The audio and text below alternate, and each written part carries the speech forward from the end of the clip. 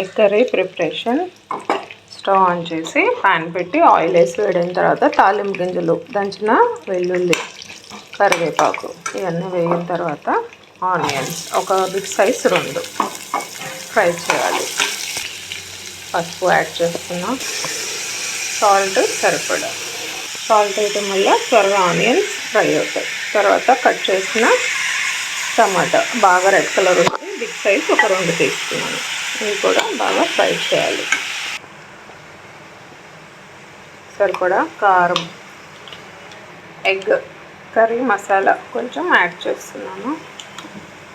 టమాటా మూత పెట్టి బాగా ఉడికించాను, మెత్తగా ఉడికింది, అంతా దగ్గరకు పడింది.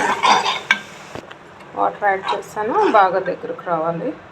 కర్రీ దగ్గరకు వచ్చింది కదా, ఈ బాయిల్ చేసినవన్నీ దీనిలో యాడ్ చేశాను. ఒక 2 మినిట్స్ నుంచి లాస్ట్లో కొత్తిమీర యాడ్ చేస్తే ఎగ్ మసాలా కర్రీ రెడీ అయిపోయింది. మీరు ట్రై చేసి ఎలా ఉందో కమెంట్లో నాకు తెలియజేయండి. For more video subscribe, like, share. See you on next video. Until then take care. Bye.